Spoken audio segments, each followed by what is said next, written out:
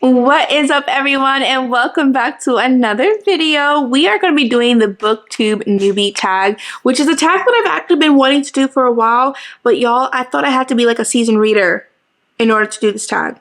Everyone was posting it. Everybody and their mama was posting this tag as one of their first videos, joining the book community, and I thought I had to be a seasoned reader to do it. I was so wrong. So we are going to do it now. Now, I will say this tag has the worst case of telephone that I've ever seen, okay? I was Googling the questions because I couldn't find a set of questions, and everyone's questions in the book community was different. So I was like, let me just Google it. I couldn't find the original questions that created this tag years ago. Y'all, I thought there was a new tag. No, this is years in the making, okay?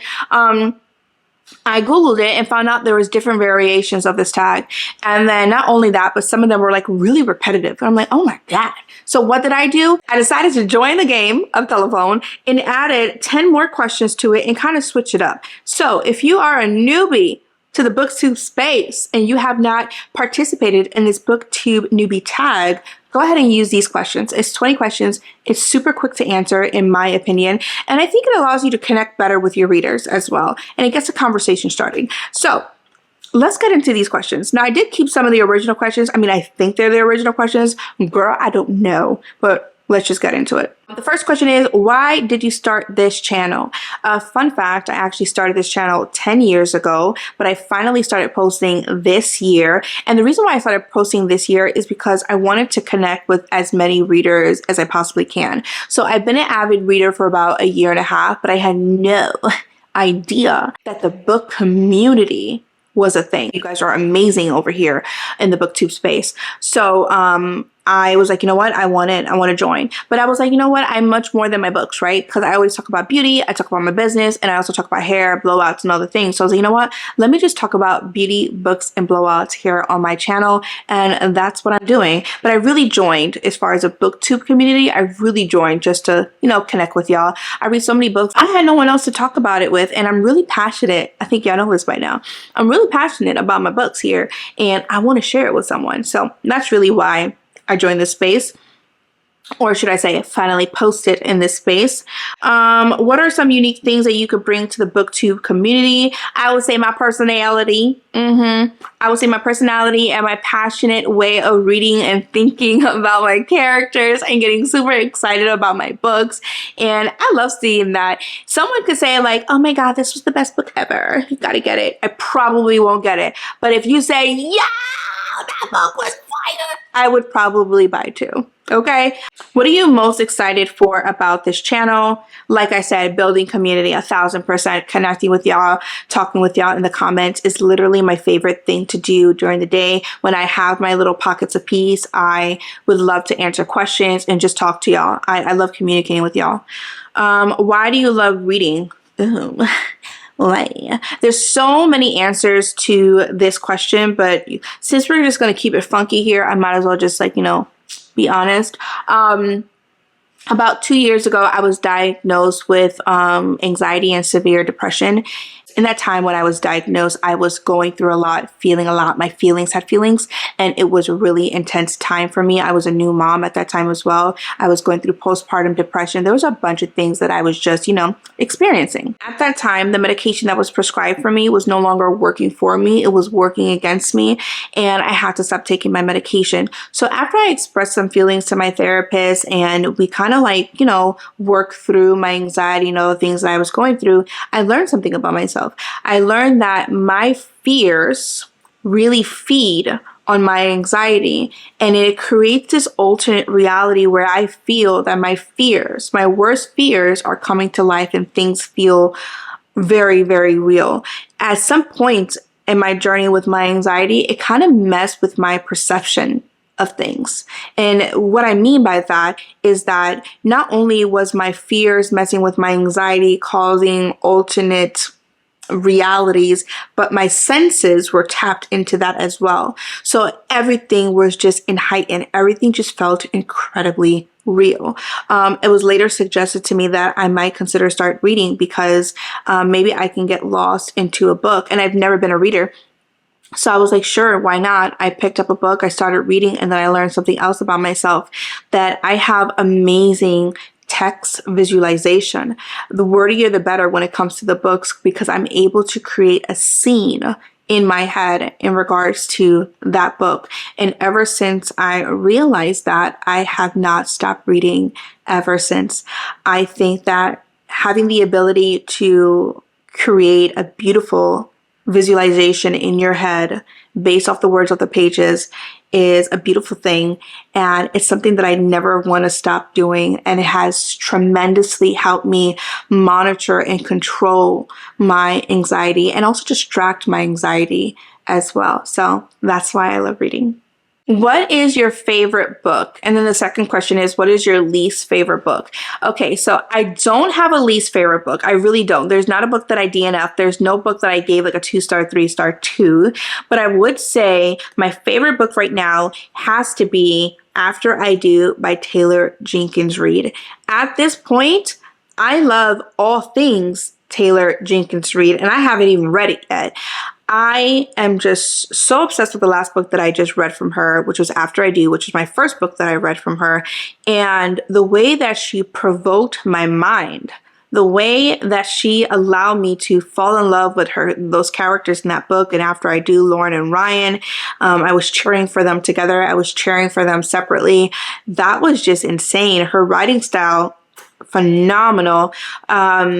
Everything. I loved it so much. I'm going to start my reading vlog today. So after this video, if you see me in the same shirt, mind your business. But I'm starting my reading vlog today, and we are starting The 7 Husbands of Evelyn Hugo. So once I read that book for sure, I'll know, like, do I really love her? But as of right now, I really love Taylor Jenkins Reid. So I would say After I Do by Taylor Jenkins Reid is just my favorite book right now. I can't stop recommending it. Next question is, how do you feel about cliffhangers? I love cliffhangers. I will eat that up. Give me just enough information to keep me dangling off that cliff. Don't give me too much. I don't want to fall. Just a little bit to keep me hanging on to the next book. I love a good cliffhanger. What book are you currently reading? I'm not reading anything, but I will start reading The 7 Husbands of Evelyn Hugo tonight. What is the last book you recommended to someone? After I Do by Taylor Jenkins Reid. What challenges do you think starting a booktube channel will be the hardest to overcome? Ooh, I didn't see this question before. I wasn't prepared. What challenges do you think starting a booktube channel will be the hardest to overcome? I don't think I've had any challenges thus far in creating my channel. I'm pretty authentic to myself. I keep it funky. I keep it real.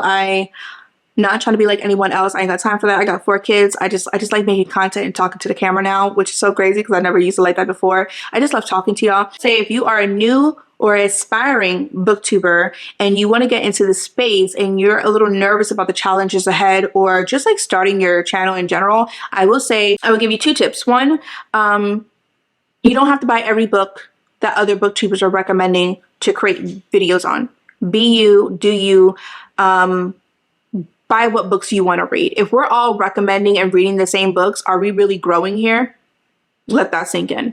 2, don't feel the need to be perfect, and don't feel the need to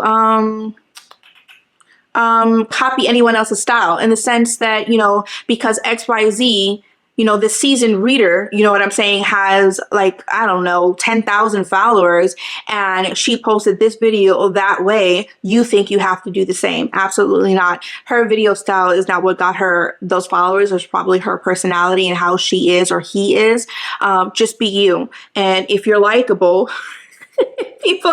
and that sounds horrible, if people like you, they will follow. So there's that. Next question is, where do you read? I typically read in my car or at night. The fact that I'm about to start my reading vlog right after this one is a blessing, because Honey is home and he has the kids for me. But typically when I read my books, I like to read in my car during drop-offs and pickups and any in-between errands. It's just like my me time. And then I heavily read at night when the kids are sleeping. That's my favorite time to read. I could literally stay up, kid you not, till like 1 or 2 a.m. reading a book. Next question is, what kind of books do you like to read? I love reading rom-coms. I love reading rom-coms with spice. I love reading romanticises and just a good, wholesome romance book.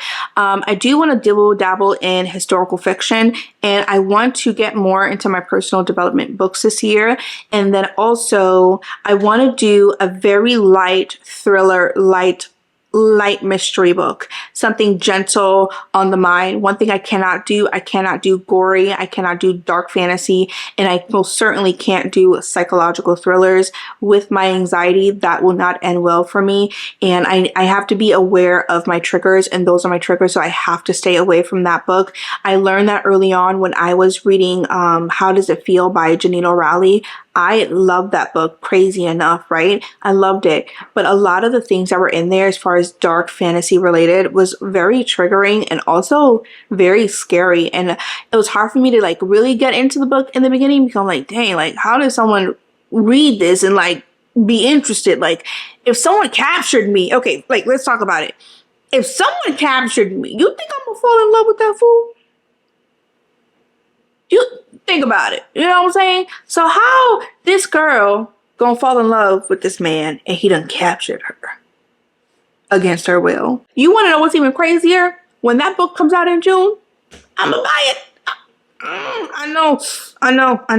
Don't judge me. Don't judge me. Hardcover or paperbacks?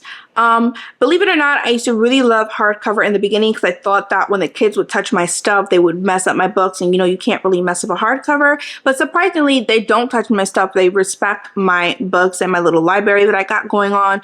So I will say I would have to choose paperbacks, although it's a lot more easier to annotate the hardcovers if I'm in the car reading or if I'm on the couch reading.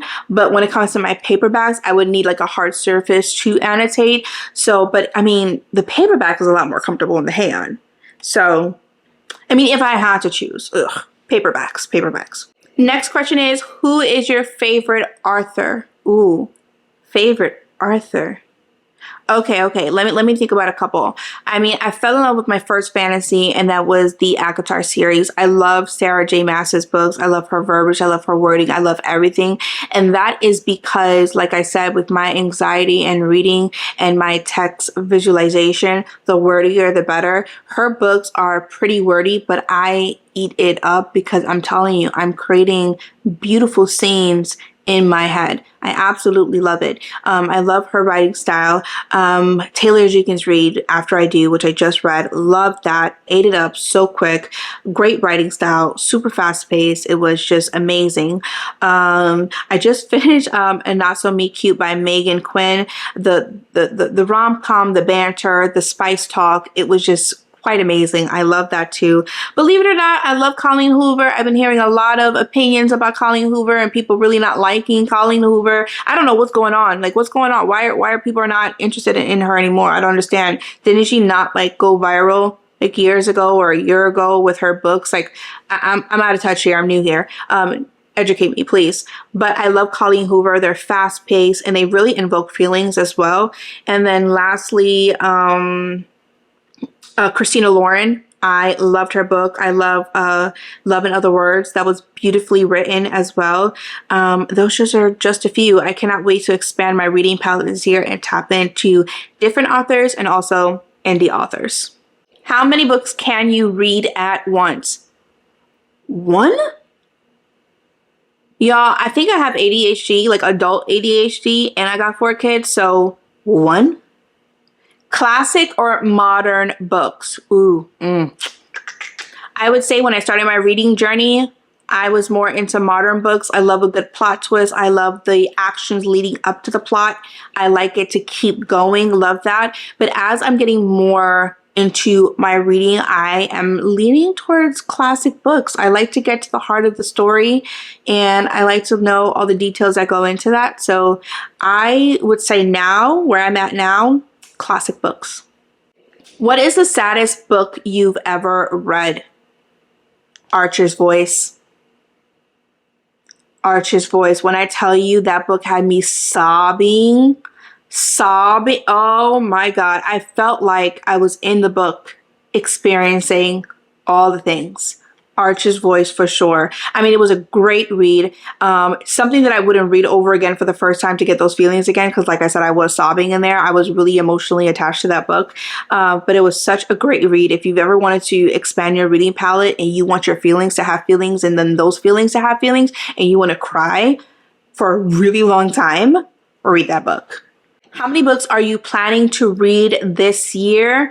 I had set a reading goal for 36 books, and I thought that was a pretty good number, a realistic number. So that averages about 3 or 4 books a month, 1 book a week, or 1 book may carry over to the next week. I think that's very realistic for my schedule as a mom and all the things that I got going on. If you guys don't know, I'm an entrepreneur. I have my own little small business. I also have 4 kids. I'm a wife. I'm a homemaker. Y'all, I got a lot going on. I got a busy schedule. I'm primarily always driving. That's why I like reading in my car as well. I think last year I only read like 20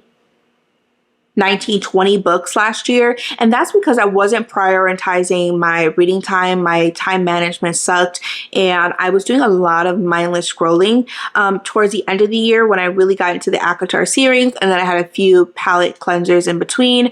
That's when my reading started really picking up, and I was able to cap out, I think, like at 19-20. But this year, with everything that I learned from last year, just being really focused on my reading, my time management, mindless scrolling, all the things, I have a good feeling that I can hit 36 with no problem. All right, the next question is, have you met an author or a writer in person? No, but I would freaking love that so much. I would love to go to a book signing, but I want to go with a friend. I want to experience this with a friend. I want to share this experience with a friend. I would also love to go to like a local bookstore event and meet a local indie writer. You guys, think about it, okay? Take a moment here, think about it. The books that we read have amazing but complex characters, and each character has a story, and somehow you have to take their stories and merge it together and then create new stories after that. How do these authors do it? How do they do it? Especially the ones in fantasy. How do you come up with this stuff in your head? Like, it's beautiful. It is wonderful. And I would love to meet an author in person and really ask a bunch of questions. I don't even know what I would ask, honestly, but I want to ask questions. I want to hold a conversation. But the chances of me meeting Taylor Jenkins Reid or Sarah J. Maas's of the world is probably really far-fetched. So I'm good with a local indie writer. That sounds horrible. Oh my God. But you know what I'm trying to say. I would love to meet an indie writer too, because, you know, they're doing things behind the scenes by themselves, and they're also independently published. So I would love to meet them too and pick their brain as well. I didn't mean for that to sound bad, y'all. My bad. And the last question is, if you could change one thing about the book community, what will it be? And how will you contribute to that change? I would say if I could change one thing about the book community, it would be probably the way we do book reviews, probably the way we do reading vlogs. I'm not a fan of like surface level reviews. Like, oh my God, that book was just like amazing, 5 stars, you should get it. Like, no. That would definitely not make me buy a book. I like when we talk about books in details. Like I said, think about all the time these authors put into these books. They're not looking for a superficial review. They're looking to see how their books provoke thoughts in your mind and what was your takeaway from it. So when it comes to reading vlogs and content that I want to make in the future, I want to make sure that I am contributing in the way that we are creating conversations around the books that I am reading, and we're just talking about it. Whether you have read the book or not, I will try my best not to give spoilers, like really, really juicy ones, but at least try to have a decent conversation about the book. And if I do spoilers, I'll definitely find a way to, like, you know, put it on the thumbnail or put it in the title, so you know at some point that, you know, don't watch this video, it has spoilers, if you're that type of person. But at the same time, I want to create that healthy medium where we can talk about the books and create conversation, but also still keep things spoiler free, if that makes sense. So yeah, that's how I would contribute, or something I would like to change about the book community. And that is it, you guys. That is a wrap on the Booktube Newbie Tag. If you guys are interested in the questions that I used for this video, all the questions will be laid out down below for you guys to use. If y'all want to change it and engage in the game of telephone, then you guys can do that as well. But if you want to use those questions, everything will be listed down below. If you related to any of the answers that I gave today and you want to create some conversations on what I said, let's meet in the comments. Let's talk about the things. If you like this video, go ahead and give it a thumbs up. And until the next video, bye for now.